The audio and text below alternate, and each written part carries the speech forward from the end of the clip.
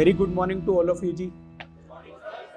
Thanks a lot to Nikhil भैया और thanks a lot गौरव मित्तल जी, जिन्होंने मुझे इस लायक समझा कि एक बच्चा जो कि ग्रेजुएट भी नहीं है, अभी तो खैर बच्चा नहीं रहा, बड़ा हो गया, एक ग्रेजुएट भी नहीं है और बच्चों के सामने मुझे खड़ा कर दिया कि बच्चों को आपने अपना एक्सपीरियंस शेयर करना है. तो लेट्स स्टार्ट.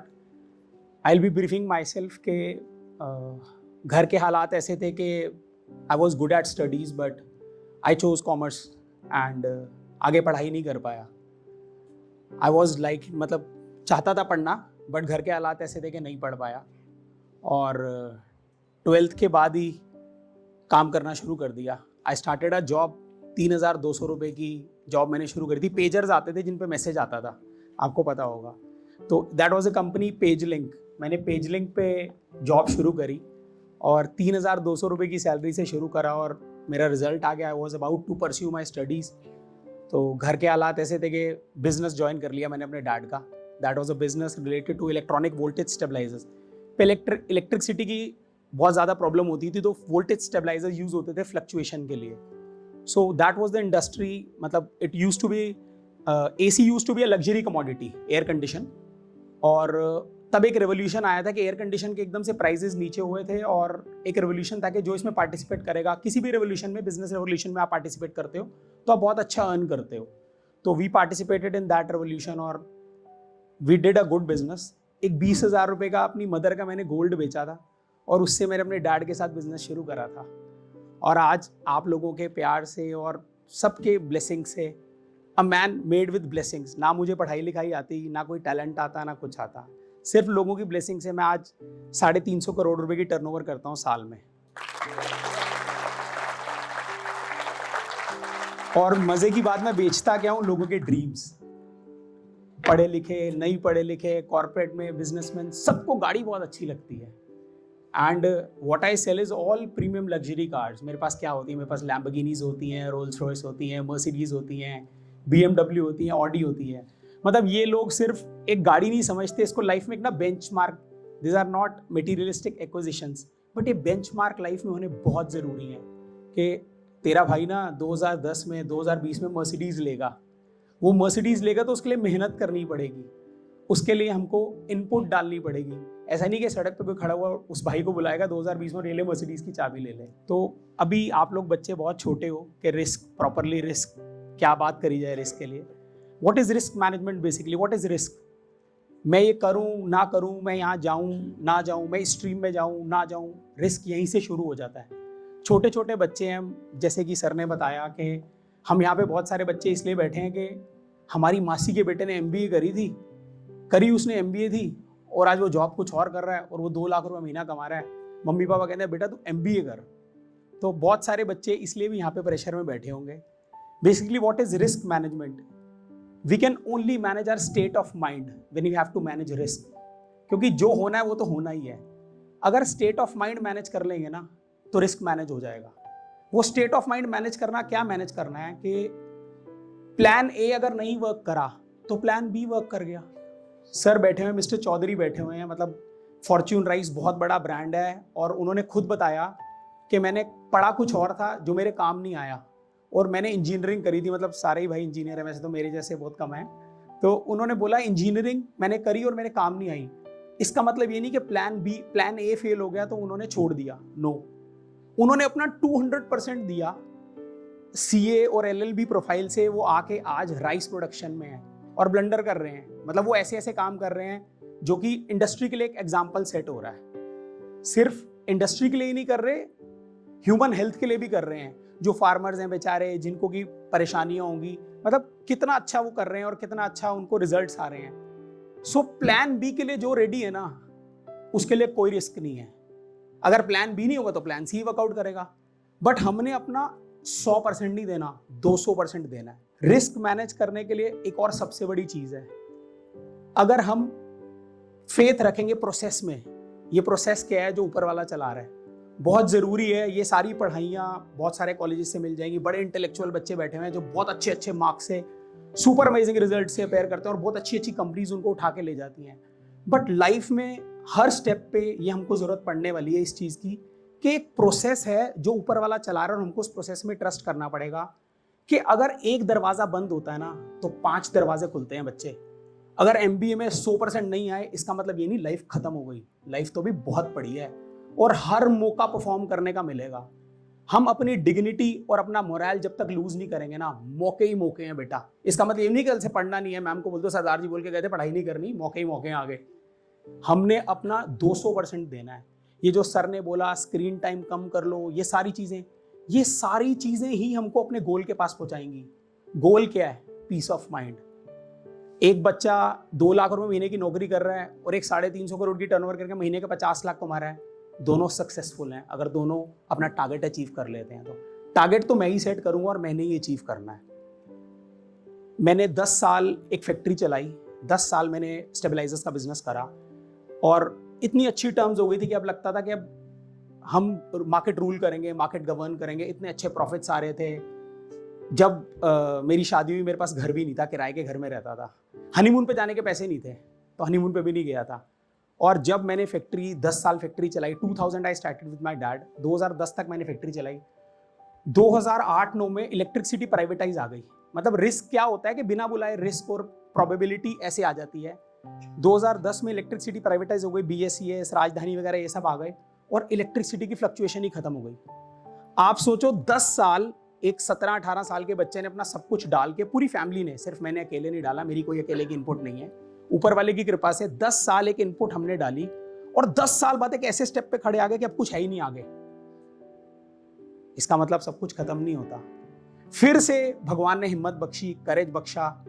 उसके बाद हमने एक नई इंडस्ट्री देखी कि हाँ यार इस इंडस्ट्री को, मैंने अपने डैड को बोला मैंने यूज्ड कार का काम करना है। मतलब आज से 10 साल पीछे या 12 साल पीछे यूज्ड कार वाले डीलर्स के बच्चों की शादी भी नहीं होती थी, इतना बुरा प्रोफेशन कंसिडर करा जाता था। ये तो अब 10 सालों में ये ट्रेड इतना ऑर्गेनाइज हो गया, बड़े बड़े शोरूम्स आ गए, सोशल मीडिया ने इसको इतना इनलाइटन कर दिया, गाड़ियां, फ्लैश, इतना ज्यादा मतलब ग्लैमरस हो गया ये ट्रेड कि आज हर बच्चा, हर बिजनेसमैन का बच्चा चाहता है कि पापा पैसे लगा दो, मैं गाड़ियों का काम करूंगा। बट अगेन, जैसे कोई भी काम इजी नहीं है। मतलब आज पता लगा चावल कितने मुश्किल से खाते हैं, मतलब हम तो इतने सारे वेस्ट ही करते हैं, कितनी मुश्किल से तो कोई भी काम इजी नहीं है बच्चे। हमने हमेशा ये चीज सोचनी है, अगर एक ऑप्शन बंद होती है ना तो ऊपर वाला 5 ऑप्शंस खोलेगा, बट वही वो ऑप्शन क्लिक कर पाएगा जो अपना 100% देगा। नेचर का एक बहुत बेसिक सा लॉ है बेटा कि कोई भी चीज शुरू होगी तो वो खत्म होगी। वो बेशक बुढ़ापा है, वो बेशक जवानी है, वो बेशक सचिन तेंदुलकर है, वो बेशक मेरा स्टेबलाइजर का काम था, कोई भी शुरू होगा वो खत्म होना ही होना है। हम लोग आजकल बहुत ज्यादा ना ये यूट्यूबर्स से और इनसे इन्फ्लुएंस्ड हैं। आपने सुना था जब हम छोटे थे, जब मैं छोटा था इनफैक्ट, तब ऑर्कुट एक चीज आती थी। ऑर्कुट एक फेसबुक की तरह होता था। ऑर्कुट आया, खत्म हो गया। फेसबुक आया, फेसबुक कम हो गया, इंस्टाग्राम आ गया। ये यूट्यूब आया, यूट्यूब आ गया, खत्म। मैं देखता हूँ छोटे छोटे से बच्चे फैमिलीज में मिलते हैं ना, कहते हैं हमारा बच्चा यूट्यूबर बनेगा। मैं देखता हूँ यार ये बच्चा यूट्यूबर बनेगा, तब तक यूट्यूब रहेगा? ये बच्चे ने बड़े होकर यूट्यूब बनना है। बेटा आज हम जो कोर्स कर रहे हैं ना, हमारे माता पिता, मतलब मैं एक लोअर मिडिल क्लास फैमिली से हूँ। मेरे भैया ने बीबीए ऑनर्स करी थी, तब आईपी यूनिवर्सिटी बीबीए ऑनर्स एक कोर्स होता था, 4 साल की बीबीए को बीबीए ऑनर्स कहते थे। मुझे आज भी याद है मेरे फादर ने बड़ी मुश्किल से वो पैसे अरेंज करे थे और आईपी यूनिवर्सिटी से मेरे भैया ने बीबीए ऑनर्स करा था। और जब तक वो टाइम खत्म होता है ना कोर्स का, उस कोर्स की वैल्यू ही नहीं रह जाती। फिर हम लोग स्ट्रेस में, अब क्या करेंगे 200% डालेंगे तो सब कुछ होगा। कोई भी काम अपने आप हमारे पास चल के आएगा अगर हमारे पास पॉजिटिविटी होगी। अपने आप वो चीजें हमारे पीछे पीछे भागेंगी। मैं आज भी ऐसे लोगों को जानता हूं जो 57-58 ईयर्स के हो चुके हैं, एक कंपनी में 20,000 रुपए पे नौकरी करते थे और आज वो अंकल, उनकी जो ग्रुप है वो 7 बड़ी बड़ी कंपनीज हैं, उन 7 कंपनी में डायरेक्टर्स हैं, 7 कंपनी में। और मुझे ऐसा लगता है कि जैसे मैं एक बिजनेस प्रोफाइल से हूँ, मुझे ऐसा लगता है कि जो रिस्क है वो if I consider it in jobs उसमें थोड़ा सा कम है रैदर देन के बिजनेस में थोड़ा सा रिस्क ज्यादा होता है। मुझे ऐसा लगता है, क्या पता मेरी आउटलुक हो सकता है मेरी आउटलुक गलत भी हो सकती है। और हमने 1 मिनट के लिए जॉब प्रोफाइल चूज कर ली। डे टू डे रनिंग में हमको बहुत सारे रिस्क हैं कि हम जो बिजनेस कैरी ऑन करेंगे वो बिजनेस ठीक चलेगा नहीं चलेगा। मतलब जैसे हम एक जॉब करते हैं लेट्स से, अब फिर उसमें रिस्क है कि हम जो परफॉर्म कर रहे हैं वो ठीक कर रहे हैं नहीं कर रहे हैं। हम कभी भी कोई जॉब करेंगे ना बच्चे, जिस दिन जो भी जॉब हम करेंगे, अगर हम ये सोचेंगे कि हमारा अपना बिजनेस है ये हम इसके अपने ये हम एंटरप्रेन्योर हैं इस काम के और हमें बिठाया गया है, तो कोई भी डिसीजन कभी भी गलत नहीं हो सकता। एक और बहुत बड़ा रिस्क होता है जॉब में कि जॉब चेंज करें, शफल करूं, शिफ्ट करूं, ना करूं। तो हमेशा एक चीज सोचनी है कि सिर्फ पैकेज के लिए जॉब नहीं शिफ्ट करनी। जिसके लिए हम काम कर रहे हैं या जिस प्रोफाइल के लिए हम काम कर रहे हैं, वो प्रोफाइल भी उतनी बढ़िया है, हम वो डिजर्व करते हैं। आज हम 25,000 रुपये या 50,000 रुपये हाइक के लिए अपनी एक जॉब को छोड़ दें जो कि हम बहुत अच्छे एम्प्लॉयर के पास कर रहे हैं, जिस कंपनी की बहुत अच्छी गुडविल है। और होता है ऐसे, हम लोग अभी हमें कुछ नहीं दिखता, हमें सिर्फ पैकेज दिखता है। यार 1 लाख रुपया महीना बढ़ जाएगा, क्यों सोचना है। मेरे को किसी ने बहुत सब कुछ एक्सपीरियंसेस ही हैं जो लोगों ने सिखाए हुए हैं। बहुत अच्छी एक चीज़ किसी ने सिखाई थी कि कोई भी शिप या कोई भी एरोप्लेन जो नीचे जा रहा होगा ना, और अगर हम सबसे पीछे बैठे हैं उस बोट के अंदर या उस शिप के अंदर, तो हम नीचे ही जाएंगे। और कोई भी शिप या कोई भी एरोप्लेन जो ऊपर जा रहा है, हम सबसे पीछे बैठे हैं ना, तो भी हम ऊपर जाएंगे। तो इमटेरियल ऑफ हमें क्या पैकेज मिल रहा है, हमें क्या चीज़ें मिल रही हैं। ऑब्वियसली मटेरियल एक्विजिशंस बहुत ज़रूरी हैं, पैकेज के बिना या सैलरी के बिना घर नहीं चलता और सारी चीज़ें नहीं चलती। बट जब भी हमको ये रिस्क लगता है ना कि यार हम ये कंपनी शिफ्ट करें ना करें, तो एक बार ये एनालाइज जरूर कर लेना कि हम जिसके लिए काम करने वाले हैं, जिस डेजिग्नेशन पे काम करने वाले हैं, हमको मॉरली एथिकली सूट करती है नहीं करती। एक चीज़ और, जब भी हम कोई जॉब कर रहे होते हैं, हमें हर समय यही सिखाया जाता है कि एक कंसिस्टेंसी लाइफ में होनी बहुत जरूरी है। एज अ एम्प्लॉयर, मैं पहले एचआर खुद देखता था अपनी कंपनी में, अब मैं एचआर नहीं देख पाता क्योंकि और बहुत सारी चीज़ें होती हैं। मैं सिर्फ एक चीज़ देखता था कि कितनी कंसिस्टेंसी से पीछे काम करके आया है, कौन सी कंपनी में काम करके आया और कितने टाइम के लिए काम करके आया है। कोई भी अच्छा एम्प्लॉयर या कोई भी अच्छी कंपनी होगी ना, वो हमेशा इस चीज़ को कंसिडर करेगी। तो कभी भी लाइफ में एक मटेरियल एक्विजिशन के लिए फटाफट जॉब्स नहीं चेंज करनी। ये बहुत ज़्यादा चैलेंज आजकल बच्चों को आता है कि बच्चे सिर्फ पैकेजेस के लिए फटाफट चीज़ें शिफ्ट करते हैं। तो जितना कि मुझे जॉब की नॉलेज है, उतना मुझे रिस्क इसमें यही नज़र आता है। बाकी एज अ एंटरप्रेन्योर भी मैंने अभी इन लोगों से बोलना सीखा, मैं तो बिजनेस ही बोलता था। एज अ एंटरप्रेन्योर और बिजनेसमैन, रिस्क बहुत बड़ी चीज़ है, और अगर हम उसको प्रोबेबिलिटी बोलें तो कुछ भी नहीं है। It is only called when it is non calculated, it is risk. मैं ओवर कॉन्फिडेंस में आके कि मैं तो 20 साल से पैसा कमा रहा हूँ, मैं तो ये भी करूँगा, मैं ये भी करूँगा, मैं किसी भी चीज़ में इन्वेस्ट कर दूँ, तो अल्टीमेटली अगर वो नॉन कैलकुलेटेड है तो वो रिस्क है, अगर वो कैलकुलेटेड है तो वो प्रोबेबिलिटी है। पेन टू पेपर करी हुई हर चीज़, जिस भी बिजनेसमैन का प्रीवियस एक्सपीरियंस होगा, और अगर पेन टू पेपर करी होगी तो उसको कभी भी परेशानी नहीं आएगी किसी भी कॉल लेने की। और बिजनेस में भी रिस्क बहुत सारी जगह पे आता है। जैसे कि जब हम कोई बिजनेस स्टार्टअप करते हैं, हमें लगता है कि ये काम हमको करना चाहिए। उस समय पे हम हर पॉजिटिव बंदे की बात सुनना चाहते हैं जो हमको सपोर्ट करना चाहता है। कोई फाइनेंसर है, अगर वो पैसा दे रहा है, या हमारे पेरेंट्स हैं जो अच्छा ही सोच रहे हैं, नहीं ये बिजनेस बहुत अच्छा है, ये स्टार्टअप बहुत अच्छा है, या हमारे टीममेट्स, हमें हर समय ऑप्टिमिस्टिक रहना है कॉल लेने के लिए। लेकिन जब हम कोई स्टार्टअप करने लगते हैं या रिस्क लेने लगते हैं, तो हमको पेसिमिस्टिक लोगों के साथ भी खड़ा होना है। वो हमको वो कमियां बताएंगे जो हमें उस समय नहीं दिख रही होंगी, वो हमें बिल्कुल भी नहीं दिखेंगी। मुझे लगेगा सब कुछ मेरे अकॉर्डिंगली हो जाएगा, ऐसा नहीं होगा। तो पेसिमिस्टिक लोग भी हमारी सराउंडिंग में होने चाहिए जो हमारे लिए बारिंग करेंगे कि नहीं, ये तू ऐसे सोच रहा है, ऐसे नहीं होगा। तो रिस्क स्टार्टअप में भी बहुत ज़रूरी है, रिस्क इन्वॉल्व होता है रनिंग में। हम कोई बिजनेस रन कर रहे हैं, ऑलरेडी सर सब बोल चुके हैं कि बिजनेस चलाने के लिए, कभी भी रिस्क की कोई भी कॉल लेने के लिए मोरल और वैल्यूज़ बहुत ज़रूरी हैं, बहुत ज़्यादा ज़रूरी हैं। अगर हम एक बिज़नेस रन कर रहे हैं और हम सिर्फ उसमें अपने लिए सोच रहे हैं, तो बिज़नेस कभी भी हमारे लिए सक्सेसफुल नहीं होगा। हमने अपनी, जैसे सर बता रहे थे कि हम किसानों के लिए भी सोचते हैं, अपने एम्प्लॉयज़ के लिए भी सोचते हैं, सबके लिए सोचते हैं। कोई भी बिज़नेस का जो बेसिक फंडा होता है वो होता है मोरल। अगर उसका मोरल ऊपर है तो वो बिज़नेस हमेशा और हमेशा ऊपर है। जब भी आप बिज़नेस की एक और साइकिल होती है, एक्सपेंशन कंसोलिडेशन। हम पहले बिजनेस बढ़ाते हैं, फिर उसको कंक्लूड करते हैं, बिजनेस बढ़ाते हैं, उसको कंक्लूड करते हैं।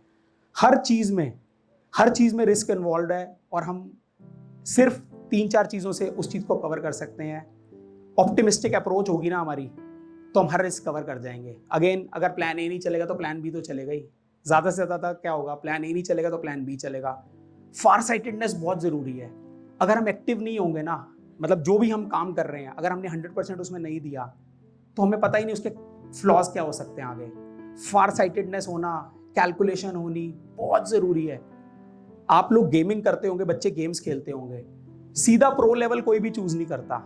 हम लोग सब पता क्या करते हैं, पहले हम बिगिनर लेवल खेलते हैं, फिर उससे थोड़ा सा डिफिकल्ट लेवल खेलते हैं, फिर हम प्रो लेवल खेलते हैं। Same is with business, same is with risk management is business. हमने कोई भी चीज़ करनी है ना, अगर बेशक इन्वेस्टर के पैसे हैं, बेशक कुछ भी है, हमने पहले छोटे छोटे रिस्क लेके देखने हैं। उससे क्या होगा, हम और कॉन्फिडेंट हो जाएंगे। हमारे पास्ट एक्सपीरियंसेस अच्छे होते हैं ना, मतलब अगर हम लोअर लेवल पे गेम हमने अच्छी खेली होती है तो अनडाउटेडली ऊपर वाले लेवल पे हमको खेलने में मजा आता है, क्योंकि हमारे पास हमारे पास्ट एक्सपीरियंसेस अच्छे होते हैं। तो इसलिए सिर्फ रिस्क मैनेजमेंट मार्केट सिचुएशन से आपको नहीं रिस्क आप समझ सकते हैं। जब तक हमारे पास्ट एक्सपीरियंसेस अच्छे नहीं होंगे और छोटे छोटे रिस्क हमने लाइफ में लिए होंगे, हम कॉन्फिडेंट हो जाएंगे अपने डिसीजन से। पॉजिटिव एनर्जी और बहुत प्ले करती है जब हमने रिस्क लेने हैं। अगर हमारे पास पॉजिटिव एनर्जी है, लेट्स से अगर हम किसी के लिए कुछ करेंगे, कोई इनपुट डालेंगे अच्छी, उससे हमको पॉजिटिव एनर्जी जनरेट होगी। सिर्फ अपने से बड़े को या अपने से पैसे वाले को ग्रीट करेंगे तो उससे पॉजिटिव एनर्जी नहीं आएगी। आज मैं एक बिजनेस एंटरप्रेन्योरशिप रन करता हूँ ना, तो मुझे एक एक बंदे का इनपुट चाहिए। मैं एक कंपनी रन करता हूँ जिसमें कि 70-75 पीपल काम करते हैं, बच्चे का काम करते हैं। उसमें एक गार्ड भी अगर अपनी जॉब प्रॉपर्ली नहीं करेगा ना, तो मेरी एक गाड़ी चोरी हो सकती है। तो मेरे लिए गार्ड भी उतना इंपॉर्टेंट है जितना मेरे लिए एक सेल्समैन इंपॉर्टेंट है, जितना सेल्स मैनेजर इंपॉर्टेंट है, जितने एचआर की टीम इंपॉर्टेंट है। जिस दिन अभी हमारा ना बेस है, अभी हम लोग अपने को इस चीज़ के लिए प्रिपेयर कर लेंगे ना, तो आगे हम सब प्रिपेयर हो जाएंगे। बहुत बड़ी बड़ी कंपनीज के सीईओ बन जाते हैं और हम छोटे छोटे गार्ड्स को और छोटे छोटे एम्प्लॉयज़ को इग्नोर कर देते हैं। बड़ा वही है जिसके पास बैठ के सामने वाले को छोटा ना महसूस हो।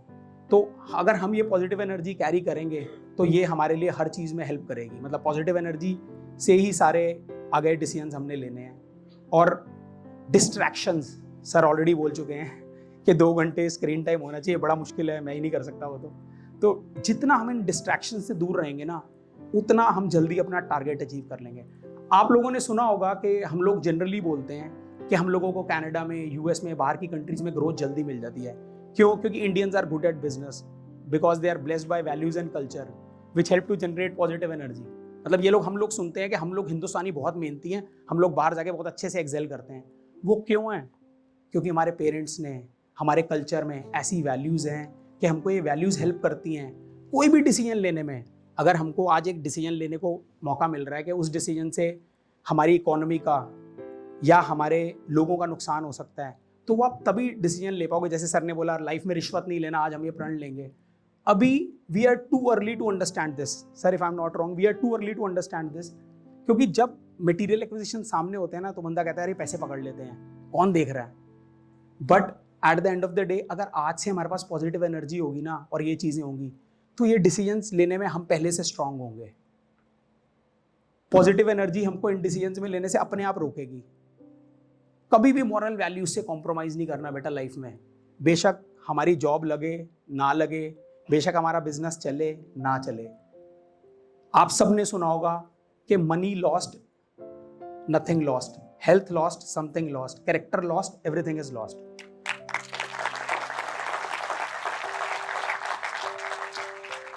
मैं बहुत ज़्यादा ऐसे इवेंट्स में नहीं आता, ऐसे समिट्स में नहीं आता, क्योंकि बहुत ज़्यादा बिजी रहता हूँ।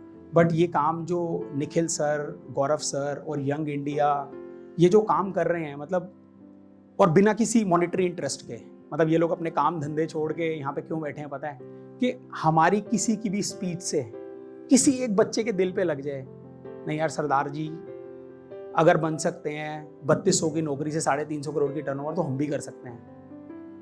आप लोगों में मेरे से बहुत ज़्यादा कैलिबर है, आप लोगों के पास मेरे से बहुत ज़्यादा अपॉर्चुनिटी है बच्चे, आप लोग मेरे से बहुत ज़्यादा एडवांस हो, मेरे से बहुत ज़्यादा अच्छे स्किल्स हैं आप में, और हर बच्चे में है। ऐसा नहीं है कि किसी में नहीं है और किसी में है, हर बच्चे में है। बस वो एनलाइटन होने की देरी है, वो कब एनलाइटन होगा।